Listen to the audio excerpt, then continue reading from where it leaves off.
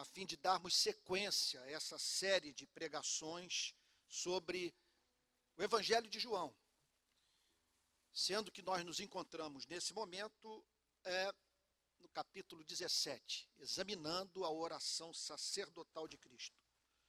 João capítulo 17, versículo 7, diz assim: santifica-os na verdade, a tua palavra é a verdade.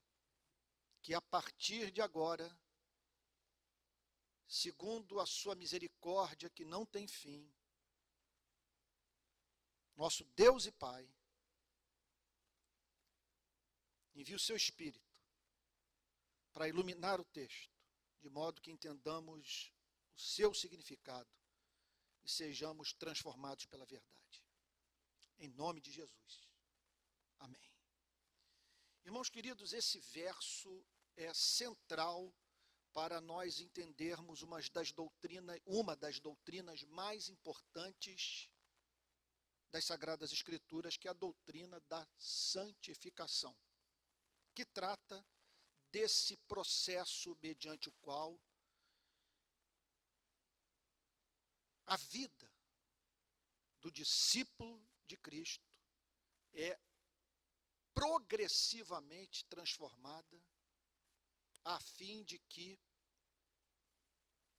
dia após dia, ele participe da beleza do seu Salvador. Estamos examinando uma oração. Santifica-os, na verdade, a tua palavra é a verdade. Qual é a razão de ser dessa súplica de Cristo? Basta, a fim de que compreendamos o porquê dessa súplica, que examinemos os versos anteriores e aquilo que o Senhor Jesus passará a dizer a partir do verso 18, que nós vamos examinar no próximo domingo. Então observe que do verso 14 em diante, o Senhor Jesus diz: eu lhes tenho dado a tua palavra e o mundo os odiou, porque eles não são do mundo, como também eu não sou. Não peço que os tires do mundo, mas que os guardes do mal. Eles não são do mundo, como também eu não sou. Aí vem a declaração do verso 17. Santifica-os na verdade, a tua palavra é a verdade. Mas nós vamos entender um motivo adicional para essa súplica quando examinarmos os versos 18 e 19. Assim como tu me enviaste ao mundo, eu também os enviei ao mundo. E a favor deles eu me santifico, para que também eles sejam santificados na verdade. Então, o motivo da oração é fácil de ser identificado. A igreja permanece do mundo e a igreja é chamada por Cristo para transformar o mundo. Estamos no mundo, mas não devemos estar no mundo na condição de monges isolados do contato com a vida real. O Senhor Jesus diz no verso 18 que da mesma forma que o Pai o enviou ao mundo, ele estava enviando os seus discípulos ao mundo também. Bom, isso é um problemaço. Um mega problema criado por Deus. Porque ele nos atrai para si, ele faz com que conheçamos a verdade, uma verdade que nos ensina a ser ovelhas no mundo de lobos, não tolos no mundo de perversos, mas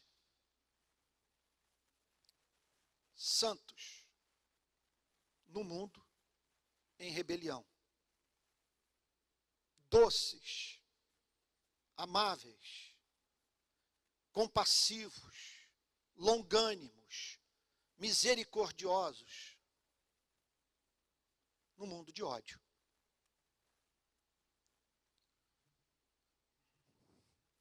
Veja. Só que não se trata apenas de você estar no mundo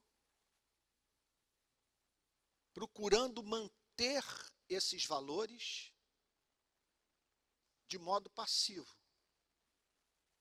de modo, vamos assim dizer, tão somente reativo.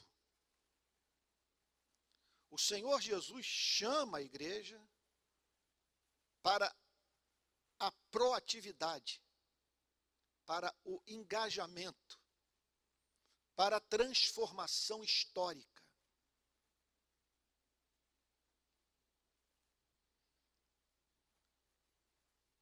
Isso é um problema. Por que é um problema? A perseguição é inevitável. O se tornar objeto de ódio é concreto. As tentações são constantes. Eu fico pensando o seguinte, é mais ou menos como pegar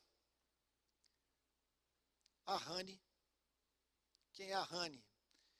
É a cachorrinha maltês que minha filha Alissa acabou de ganhar. Está 4 meses lá em casa. Uma casa em que cachorro não botava o pé na cozinha. Hoje a Rani dorme no travesseiro da Alissa. Então, ela não pode aparecer na sala, na cozinha, onde for, sem que a família parta na sua direção, disputando o contato físico com a Rani. Quer dizer, frequentemente ela é vista nos braços de um de nós. Imagine você pegar a Rani, nossa cachorrinha branquinha, maltês, e jogar numa selva africana. Lá no Kruger Park, que eu tive o privilégio de visitar ao fazer aquele trabalho em Moçambique, teve um dia de folga. O Kruger Park fica ali na fronteira com Moçambique, na África do Sul, e ali então eu me deparei pela primeira vez na vida com a selva real. O lugar é proibido ali alimentar animal. O próprio parque não alimenta os animais. Então eles vivem tal como foram criados, ou tal como se tornaram depois da rebelião cósmica ocorrida nesse planeta. Então você imagine isso.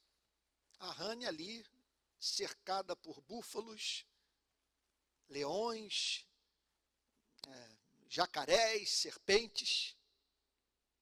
Agora, veja, o problema não consiste somente nisso. Veja, talvez, e olha, a preocupação de Cristo não é principalmente esta, o ódio do qual a igreja vai ser objeto, a perseguição que terá que enfrentar, os inimigos internos que militarão contra a vida dos verdadeiros cristãos. O pior de tudo é a Rani imitar o leão, o jacaré, a serpente. O pior de tudo é você aceitar as regras do jogo, se comportar como tal, usar as mesmas armas, desenvolver a mesma forma de comportamento. Você está entendendo agora o porquê do santifica-os na verdade? A tua palavra é a verdade, porque no cumprimento dessa missão, a igreja será tentada perder o ser, a essência, a romper com a verdade, em razão da pressão exercida pelo mundo. Esse é o motivo da oração de Cristo. Santifica-os na verdade, a tua palavra é a verdade. O que ele está dizendo é o seguinte: Pai, compadece-te dos meus discípulos, daqueles que o Senhor entregou a mim a fim de que eu os salvasse. Permita-me dizer que eu interpreto essa oração da seguinte forma: Pai, nós os lançamos às feras. Nós criamos um problema para eles. Pai, nós dissemos que eles terão que encarnar o amor no mundo que está para matar a manifestação do amor. Pai, santifica-os. É interessante que ele não pede para que o Pai elimine a possibilidade de perseguição. A preocupação dele não é tanto com a perseguição. Ela é inevitável. A preocupação de Cristo é com relação à identidade da igreja. Santifica-os na verdade, a tua palavra é a verdade. O que essa passagem nos ensina? Me parece que entre as muitas lições que poderíamos sacar do verso 17 de João 17, 5 são centrais. A primeira delas é que Deus está separando do mundo um povo para si. Ao dizer, santifica-os na verdade, o que o Senhor Jesus está pedindo é para que o Pai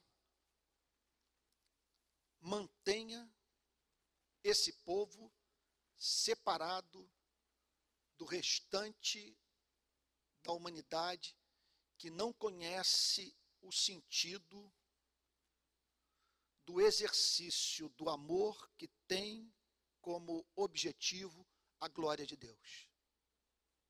Só o nascido de novo pode amar para a glória de Deus. Então, desde o livro de Gênesis, a Bíblia nos ensina que Deus está operando ininterruptamente no tempo e no espaço, a fim de ter nesse planeta sempre um povo que revele o caráter do Criador. Então, você não tenha dúvida com relação a esse fato. Que uma das intenções principais do Criador com relação a esse planeta é a de ter sempre no mundo um povo que revele o seu caráter. Ele quer se fazer conhecer na vida de homens e mulheres transformados por ele. Então, essa é a primeira verdade que essa passagem nos ensina. Permita-me repetir. Santifica-os na verdade, a tua palavra é a verdade. A palavra santo tem o sentido de separação, que eles sejam separados do mundo. Que, portanto, deixa clara a verdade que Deus está separando no mundo um povo para si. Segunda verdade central que esse verso nos ensina, que o processo de santificação torna a igreja distinta do mundo. separa-os do quê? Essa é a pergunta que nós precisamos responder. Qual o produto final dessa súplica? O que Cristo acredita que o Pai haverá de realizar na vida da verdadeira igreja? O Pai manterá na vida dos verdadeiros discípulos de Cristo as características de Cristo, o caráter de Cristo, a mente de Cristo, o comportamento de Cristo, a ambição de imitar a Cristo. E isso faz, portanto, que haja sempre nesse planeta um povo que está na contramão de toda e qualquer cultura. Seja cultura de direita, seja cultura de esquerda, seja cultura de centro, seja cultura de país africano, de país asiático, de país caucasiano, onde quer que os cristãos estejam presentes, ali poderá ser identificada a presença de homens e mulheres que revelam não ser desse mundo.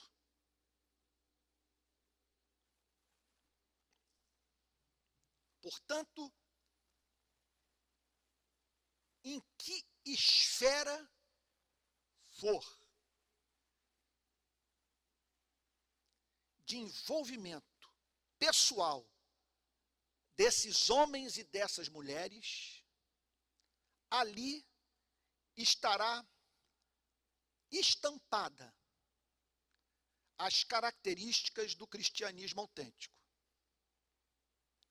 Bom, isso é importante de ser enfatizado, porque muitas vezes nós observamos que ideologia política, profissão, nacionalidade são mais decisivos na formação da identidade de pessoas que se dizem cristãs do que o próprio cristianismo.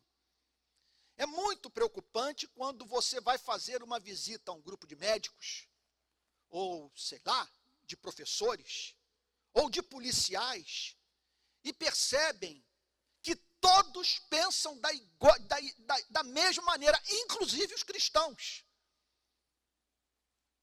E eu fico a pensar em que esfera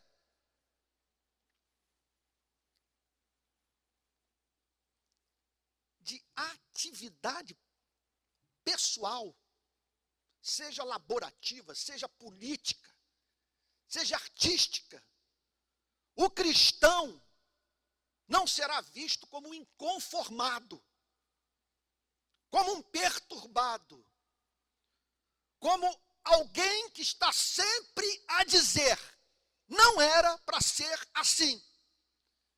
Isso poderia ser mais belo, isso poderia ser mais humano, isso poderia colaborar melhor para a promoção da vida humana. Terceiro lugar, terceira verdade central que João 17:17 nos ensina. O Evangelho é o principal meio usado por Deus para a santificação da igreja. Santifica-os na verdade. Portanto, não há espaço aqui para transe, para viagens místicas. Olha, vou até mais longe. Para tão somente a igreja ver esse processo de transformação em termos de algo como a experiência mística do batismo com o Espírito Santo, ou da visitação do Espírito Santo, ou do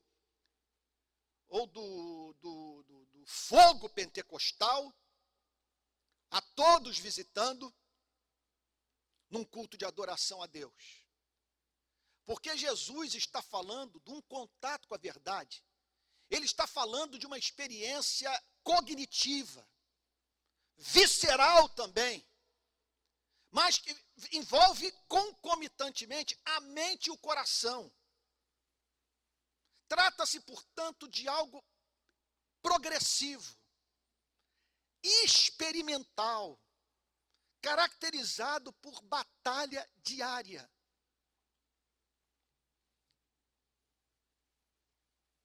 E ele não está falando aqui que a igreja é santificada tão somente pelo seu contato com a Bíblia. Santifica-os na verdade, a tua palavra é a verdade. Que verdade? A verdade que Cristo proclamou durante os 3 anos de vida pública. Então é muito importante que isso seja enfatizado. Quando Cristo fala sobre a verdade, à luz de João 17, ele está falando da verdade tal como foi comunicada por ele. Veja, eu não estou dizendo com isso que não haja verdade na Bíblia fora do conteúdo do Evangelho. O que eu estou dizendo é que a Bíblia não funciona sem o Evangelho. O que eu estou dizendo é que a Bíblia adoece sem a compreensão do Evangelho. O que eu estou dizendo é que não é Moisés que santifica, é Jesus Cristo que santifica. E que, portanto, Moisés sem Jesus Cristo é inoperante. Ele só torna a vida dos seres humanos mais difícil. E conhecereis a verdade, e a verdade vos libertará. Observe como que o povo hebreu conheceu Moisés. É uma história de fracasso. É uma história de deserção, de apostasia, de idolatria. Em não poucas passagens do Antigo Testamento, o povo hebreu é visto se comportando de modo pior ao comportamento das nações pagãs. Por isso que o apóstolo Paulo declara, na extraordinária passagem de Romanos, capítulo 7, é um dos textos menos explorados pelos pastores nos púlpitos do nosso país. O apóstolo Paulo diz assim, porque, Romanos 7, verso 5, porque quando vivíamos segundo a carne, as paixões pecaminosas despertadas pela lei, despertadas por Moisés, operavam em nossos membros a fim de frutificarem para a morte. Veja, eu não estou dizendo que Moisés não deve ser pregado. Eu não estou dizendo que Moisés não possa trabalhar para Jesus Cristo. Eu não estou dizendo que Moisés foi porta-voz das trevas.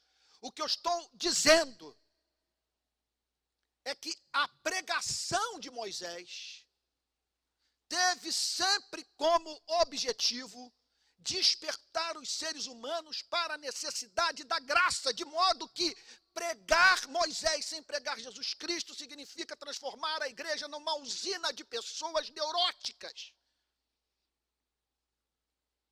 Aqui ele está dizendo, quando vivíamos segundo a carne as paixões pecaminosas despertadas pela lei.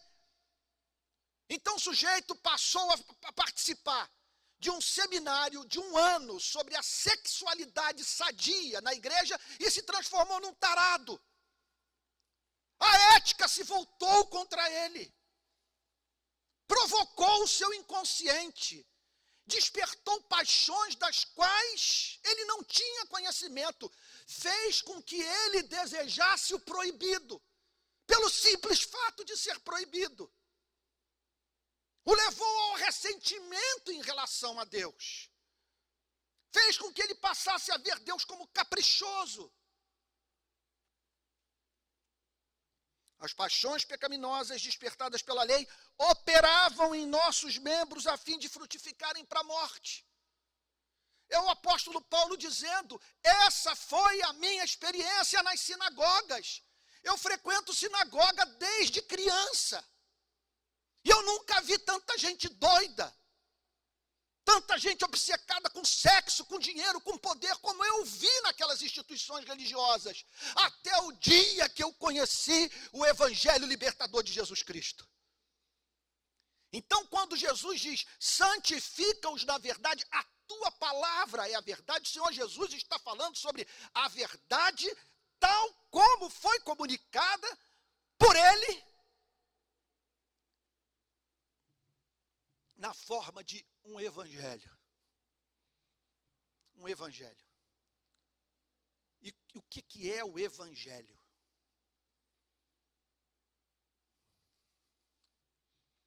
Como diz o apóstolo Paulo em Romanos capítulo 7. É a mulher que está casada com um doido, um doente, um neurótico, uma pessoa que inferniza a sua vida, mas que enquanto está casada com ele, diz o apóstolo Paulo em Romanos capítulo 7, ela suprime todo o desejo por um homem que possa fazê-la mais feliz.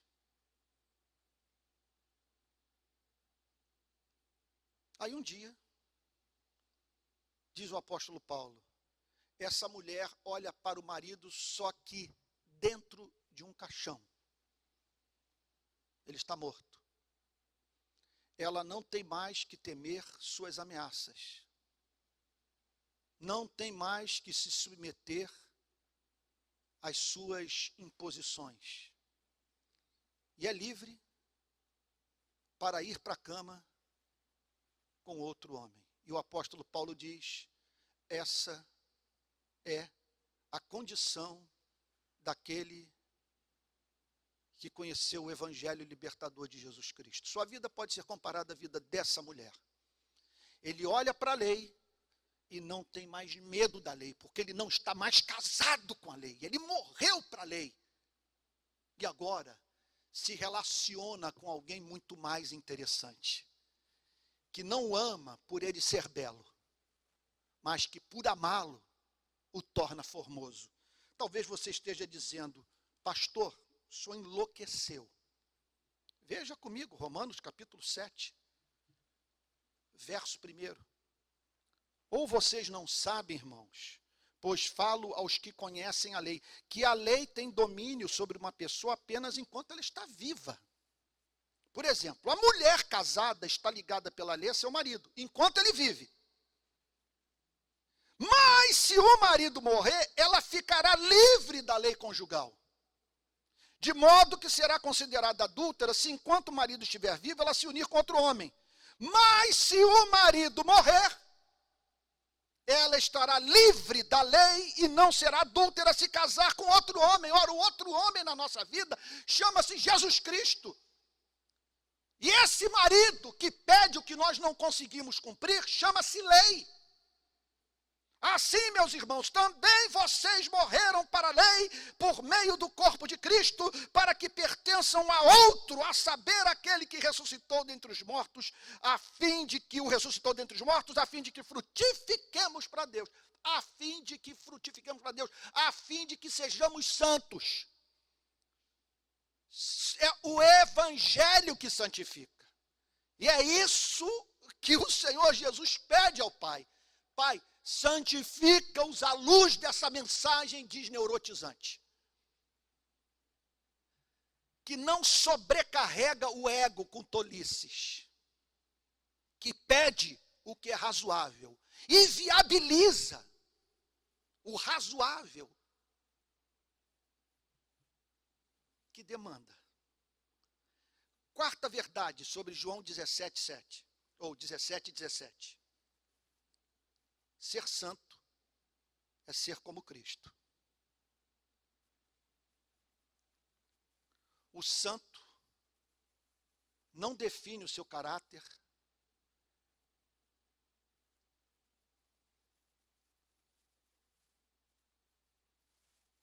pela tradição de espiritualidade da sua denominação.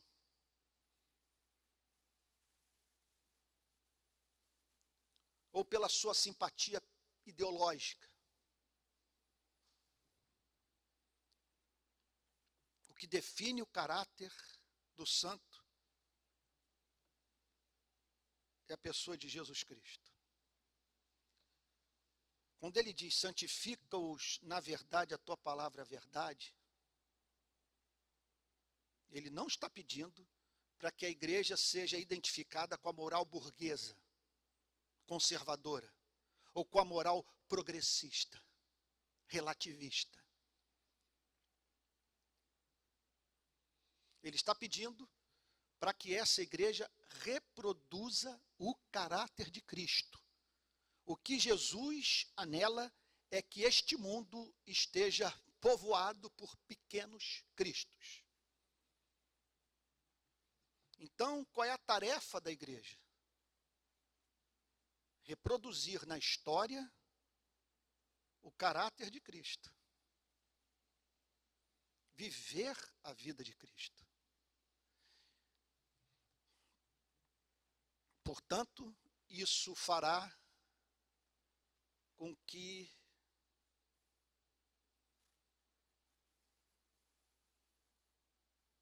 ela mantenha uma relação misericordiosa com os que sofrem.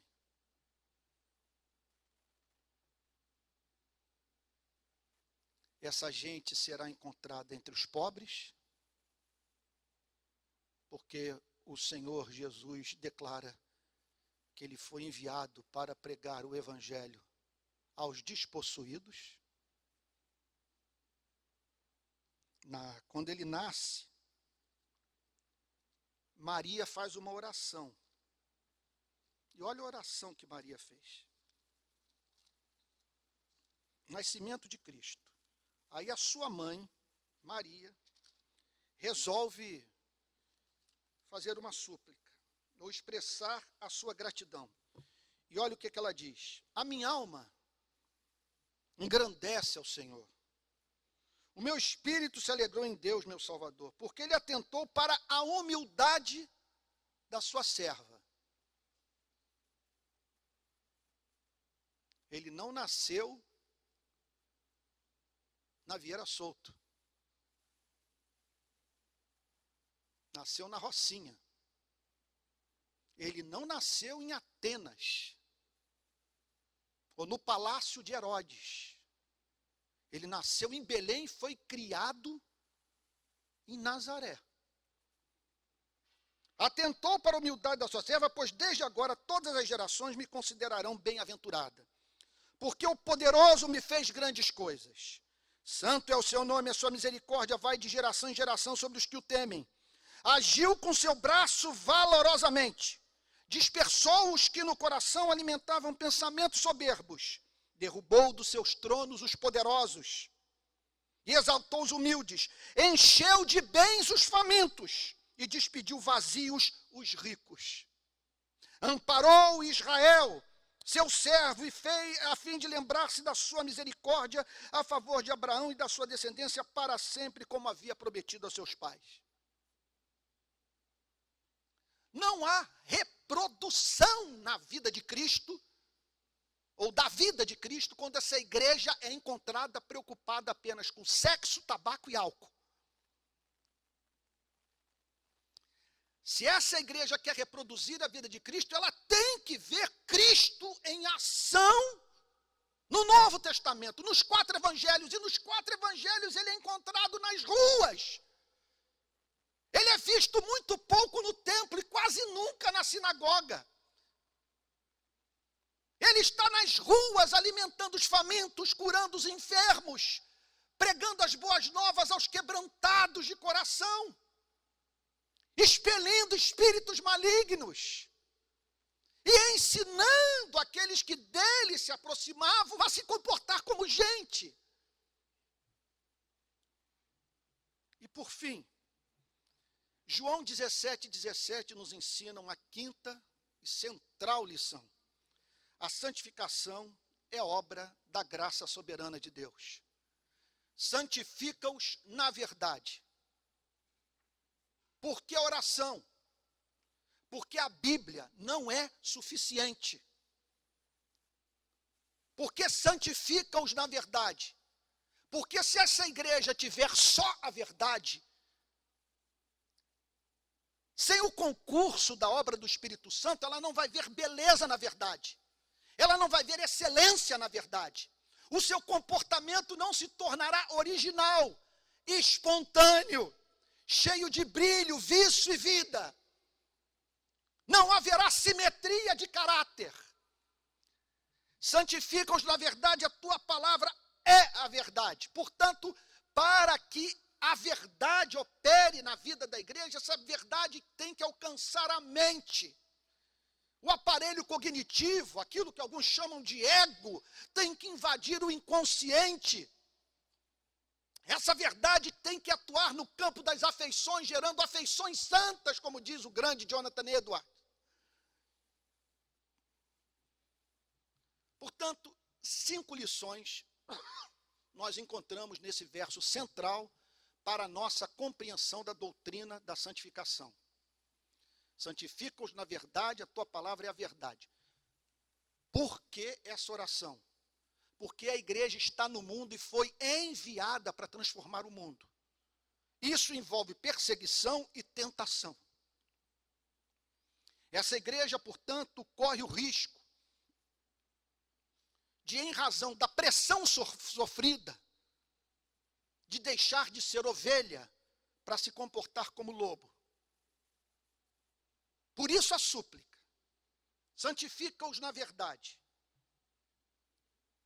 O que significa, portanto? 5 fatos referentes à doutrina da santificação, tal como apresentada no verso 17, João 17. Deus está separando do mundo um povo para si. Primeira verdade. Segunda verdade, o processo de santificação torna a igreja distinta do mundo.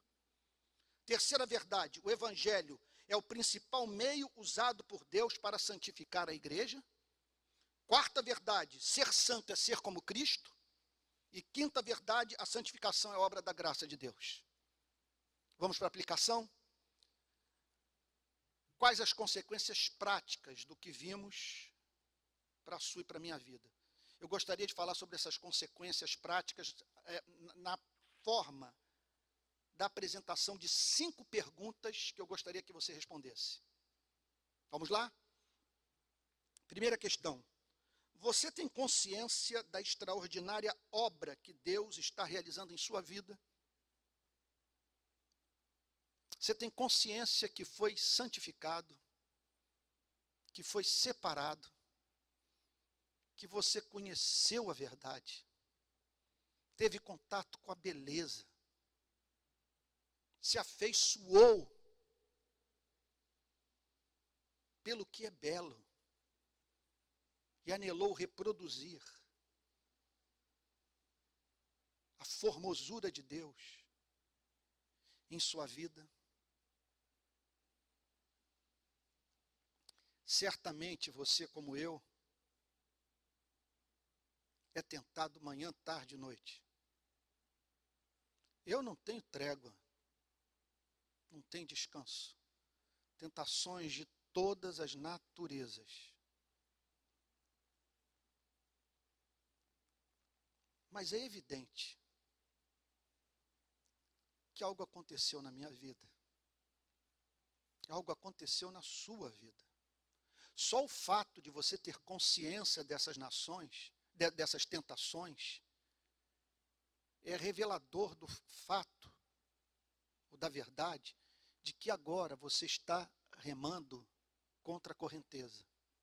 Como disse C.S. Lewis, ninguém sente o poder do pecado até o momento em que passa a enfrentá-lo e tentar sobrepujá-lo na sua vida. É por isso que você tem a impressão que hoje é uma pessoa pior do que aquela que um dia foi. Porque se você voltar no passado da sua vida, você simplesmente encontrará uma pessoa não preocupada com esse verso 17. Santifica-os na verdade, a tua palavra é a verdade. Não havia verdade, não havia palavra, não havia Deus, não havia ideal cristão de vida. Aí você conheceu Jesus, e Jesus fez, portanto, com que você passasse a amar algumas coisas, e consequentemente a odiar outras. E hoje você percebe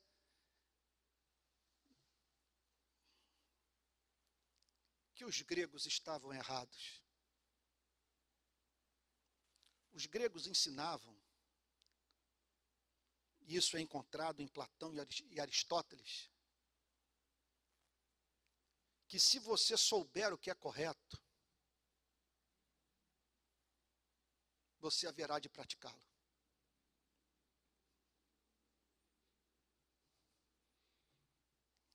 Eu diria que Freud daria gargalhada diante desses homens,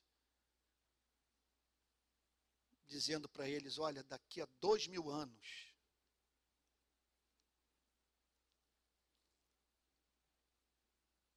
eu vou mostrar ao mundo que vocês estão enganados. E se vocês querem saber que estão enganados, frequentem o meu consultório e ouçam o que os pacientes dizem para mim. E o apóstolo Paulo diria para eles, amigos, vocês não sabem o que estão dizendo. Porque muitas vezes os seres humanos se pegam não praticando aquilo que amam, envolvidos com aquilo que odeiam. Desventurado homens que são. Pois o bem que querem fazer, não fazem. E o mal que odeiam, esse praticam.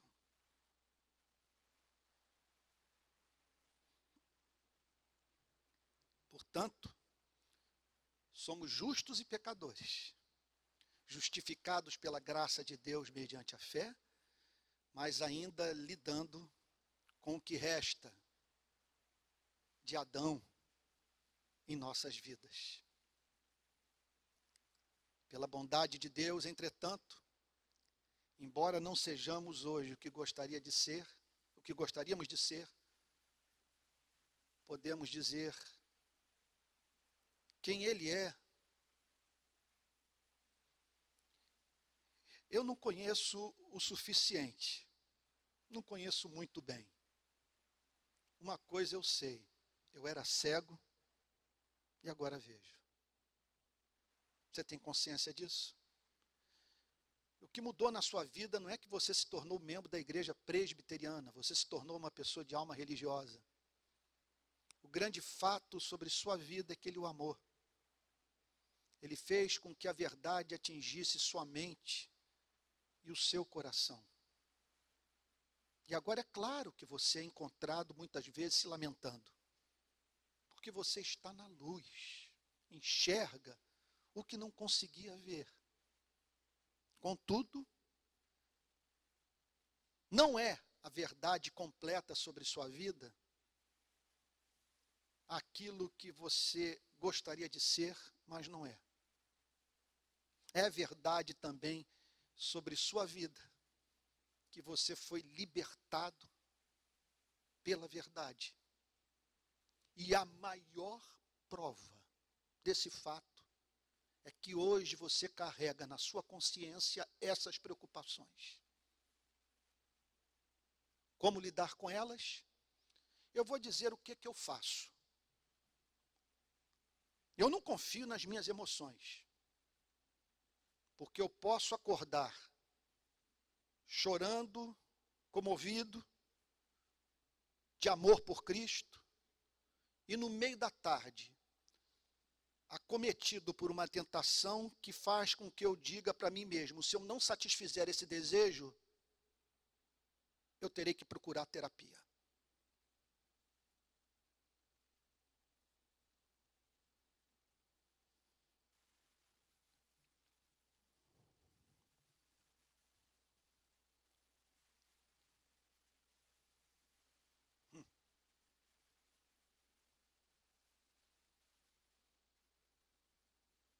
Talvez você esteja dizendo, está falando sobre sexualidade?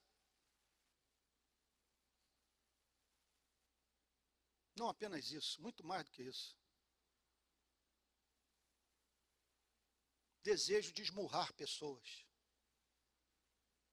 Desejo de dizer que elas são estúpidas, que falam sobre o que não conhecem. Desejo. Tentação. Sujeições do inferno. o dedo perto do teclado para dizer para o conservador: eu sei que você ligou para uma pessoa que eu conheço, pedindo para saber onde comprar bagulho.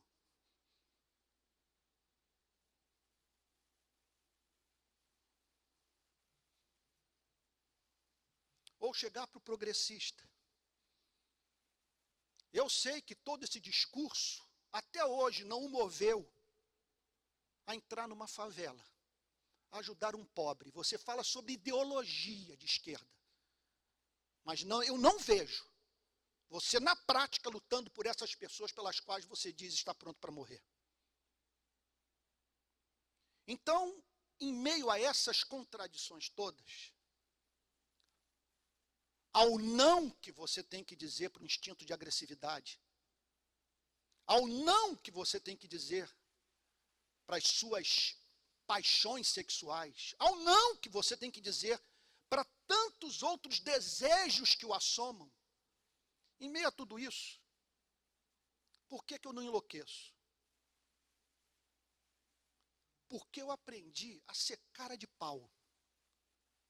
Como é que funciona o cara de pau? Aqui estou eu no púlpito, pregando para você, e você sem a mínima ideia do que se passa na minha cabeça de quem eu sou. Eu tenho essa informação. E ela é humilhante. Contudo, o que eu faço? Diariamente, em meio a essas tentações, eu volto para a casa do Pai. Às 3h, o desejo de revelar tudo o que eu sei sobre aquela pessoa que me golpeia. Ou de criar um pseudônimo para infernizar a vida das pessoas. E aí eu volto para mim mesmo e digo: mas Senhor, como que uma loucura como essa pode passar pela minha cabeça? E graças te dou, porque eu não tenho um print das redes sociais de uma ofensa que eu tenha feito a um irmão meu na fé. Mas tu sabes o que se passa no meu coração. Quero lhe dizer, Senhor, que eu estou voltando agora para a casa do Pai. Me abraça novamente. Diz que eu sou teu filho. E que, por alguns momentos, eu me comportei, ou eu senti como morto e perdido. E é graças a esse exercício de voltar minuto a minuto para a casa do Pai. É algo que eu fiz na minha vida, uma vez por todas, há 38 anos. Mas que eu me vejo na necessidade de repetir o movimento diariamente. Porque sempre me vejo, sabe, diante de algo que me afasta e da necessidade de retornar. E esse retorno significa a apropriação diária do amor gracioso do Pai revelado por Jesus Cristo, que me impede de enlouquecer. Você tem consciência que esse processo foi iniciado na sua vida? Segundo lugar, outra pergunta que eu gostaria de fazer com base no texto: santifica-os na verdade, a tua palavra é verdade. Em que sua vida difere da vida dos seus amigos não cristãos? Você tem me visto tocar muito sobre progressista e conservador. É o tema do momento. Deixe-me fazer uma pergunta. Você se apresenta como conservador. Em que você difere dos demais amigos seus conservadores? O que melhor define o seu caráter, o conservadorismo ou o cristianismo? Você que é progressista, a sua presença no círculo de amigos progressistas é uma perturbação para eles? Em que você é mais cristão do que progressista? Em que sua vida difere da vida dos seus amigos que não são cristãos? No seu trabalho. O que melhor define o seu comportamento no exercício da atividade profissional? É o fato de você ser advogado, policial, médico?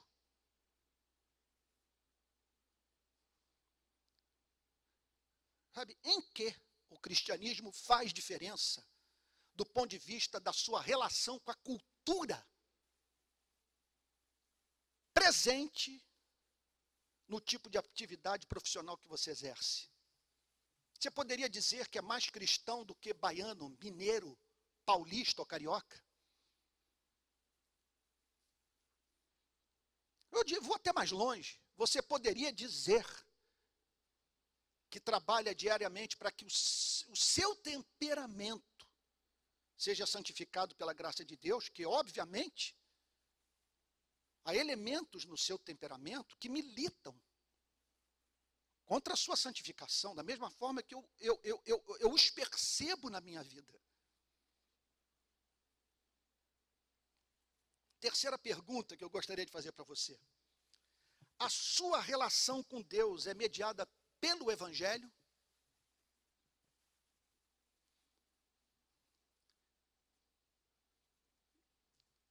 Ou seja, você aprendeu a ser cara de pau? Está na festa, o irmão mais velho dizendo, seu 71, seu malandro, seu canalha, gastou tudo, está de volta como se nada tivesse acontecido. Nem ousou passar pela senzala para conviver um tempo com os servos, trabalhar de graça, para devolver ao pai aquilo que você desperdiçou com prostituta. E Jesus descreve o irmão mais novo na festa, sandália nos pés, roupa nova, anel nos dedos, no dedo, comendo, se alimentando do novilho cevado, celebrando o retorno para a casa do pai, como se nada tivesse acontecido.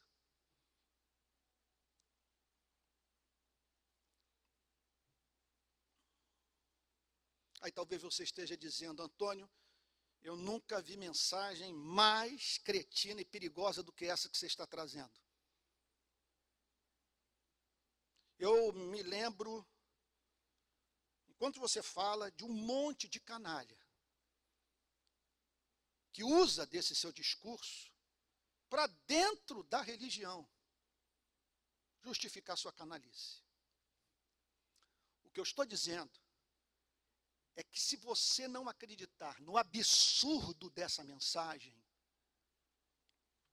você não haverá de se afeiçoar por esse pai. Mas veja só, de uma tal maneira que você não consiga pecar, mesmo que lhe fosse anunciado que não existem mais inferno nem demônios.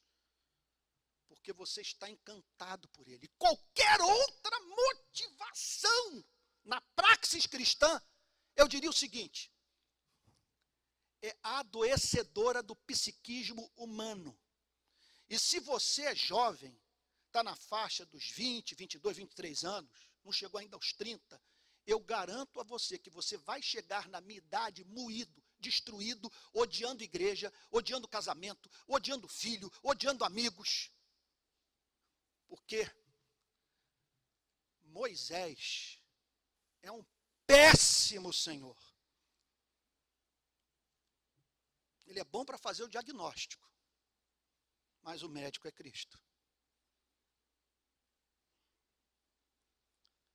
Quarto lugar, você é um imitador de Cristo. Eu não estou perguntando se você gosta de Jonathan Edwards. Você sabe que eu sou alucinado pela teologia de Jonathan Edwards. Mas Jonathan Edwards tinha escravos dentro de casa.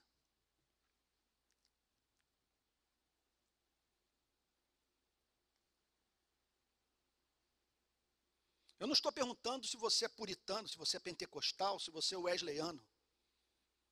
A pergunta anterior a essa é a seguinte: você é um imitador de Cristo? E é claro que se você resumir o seu cristianismo à atividade do templo, você vai ter muita dificuldade de imitar a Cristo. Porque se você quiser imitar a Cristo, vai ter que ir para a rua. Cristo é encontrado em pouquíssimas ocasiões na sinagoga e no templo. A maior parte do tempo ele está ao ar livre, pregando, ensinando e curando, mantendo relação estreita com os espoliados, com os enlutados, com os doentes, com os ignorados. O Espírito do Senhor Deus está sobre mim, porque o Senhor me ungiu para pregar boas novas aos quebrantados, e enviou-me a curar os quebrantados de coração, e a livrar todos os cativos, e a pôr em liberdade os algemados, e a anunciar o dia aceitável do Senhor, o dia da vingança do nosso Deus, a consolar todos os que choram, e a pôr sobre os que em Sião estão de luto uma coroa em vez de cinzas, óleo de alegria em vez de pranto, vestes de louvor em vez de espírito angustiado, a fim de que se chamem carvalhos de justiça, plantados pelo Senhor para a sua glória. Esse é o Espírito de Cristo. Aí eu pergunto, quantos cativos você libertou? Quantas lágrimas você enxugou? A questão é se nós temos sido esse Cristo. Isso não é pedir muito, irmãos. É pedir o que nós esperamos dos outros quando nós estamos quebrados pela vida. Solidariedade, amor, misericórdia, paciência.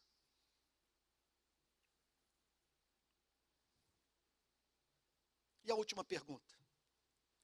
Você entende que a santificação é uma obra divina-humana? Santifica-os na verdade. A mim me cabe ter contato com a verdade. Ler a verdade, meditar na verdade, até se possível for, decorar a verdade. Mas a obra de Deus é iluminar a verdade, mostrar a excelência da verdade, fazer com que tenhamos contato com a beleza da verdade. E a verdade se torne não apenas objeto do nosso pensamento, mas também da nossa afeição. De modo que amemos a verdade e o nosso comportamento se torne espontâneo. Conclusão. Cristo é otimista quanto ao que a graça de Deus pode fazer na vida de um ser humano. Eu confesso que essa passagem trouxe muita esperança ao meu coração depois de um ano de atividade intelectual que eu lidei muito com o lixo da história. Estudar psicanálise, estudar psicologia analítica, estudar história da Europa depois da Segunda Guerra Mundial, é coisa de você perder totalmente a esperança com relação ao ser humano.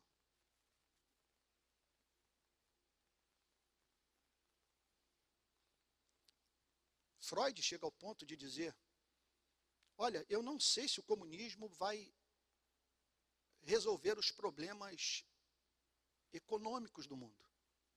Eu não estou habilitado a responder essa pergunta, mas uma coisa eu sei. Ele está estribado em bases psicológicas absolutamente insuficientes. Porque a ideia de que a eliminação da desigualdade dará fim aos conflitos entre os seres humanos é absolutamente oposto à minha experiência clínica. Porque os meus anos de dedicação ao exercício de ouvir os seres humanos me convenceram do fato que os homens são agressivos. A agressividade é da natureza humana. E não falta prova empírica para que aquilo que o pai da psicanálise descobriu ouvindo os seres humanos. Ser humano neurótico, por ter desejado a morte do irmão, a morte do pai, a morte da mãe. E essas confissões surgindo no consultório. E aí vem Jesus e diz, Pai, santifica-os na verdade, a tua palavra é a verdade. Aí você olha para a Primeira Guerra Mundial, para a Segunda Guerra Mundial, você olha para Biafra, para o Vietnã, para a Coreia, para o Camboja, você olha para Ruanda, você olha para toda essa carnificina, e a luz do Evangelho é levado a dizer, contudo, a graça é soberana e a verdade pode fazer com que homens e mulheres reproduzam a vida de Cristo. É o que Jesus está ensinando aqui. Agora, isso é uma obra da graça de Deus. Não basta conhecer teologia. Olha, veja só, se bastasse conhecer teologia, Jesus se daria por satisfeito por ter comunicado a verdade aos discípulos. Por que oração? Santifica-os na verdade. Ele está pedindo por uma ação soberana de Deus. Ele está pedindo pelo concurso da graça, pela ação do Espírito Santo. O que ele está falando é que os mecanismos nossos de proteção do ego criam fortalezas que só podem ser sobrepujadas pelo poder da verdade aplicado pelo Espírito Santo.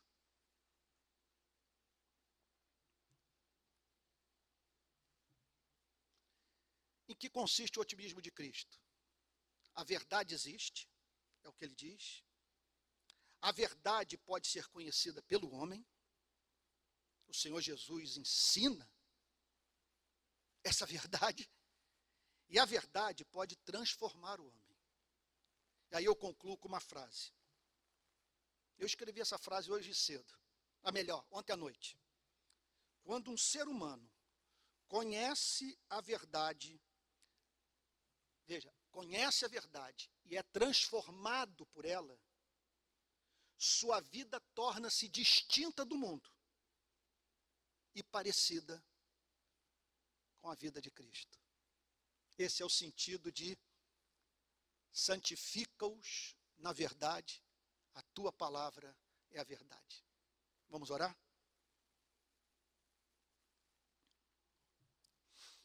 Pai Santo,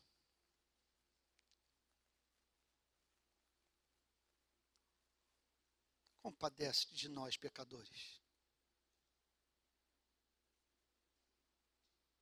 Somos uma usina de idolatria, preconceito, agressividade, paixão.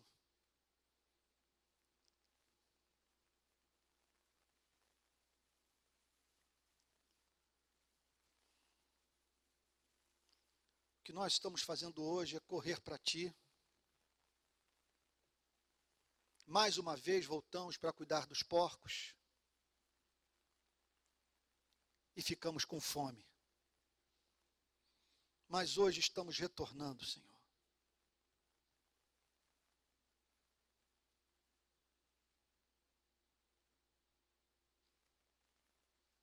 Na esperança de recebermos o Teu abraço. Somos o Teu povo, Senhor. O Senhor revelou o Evangelho a nós. Mas estamos no mundo, Senhor. O mundo não nos ajuda.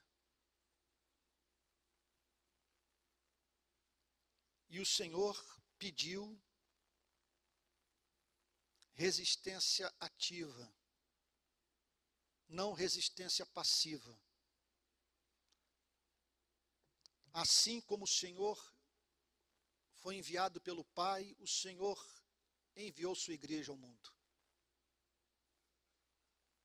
Senhor, encarnar a verdade, proclamar a verdade, Senhor, significa sermos radicalmente leais apenas a Ti.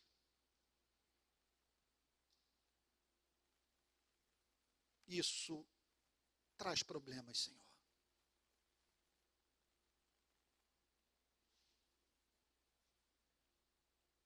Te agradecemos porque o Senhor não considera cara de pau quem volta para a tua casa com lágrimas nos olhos.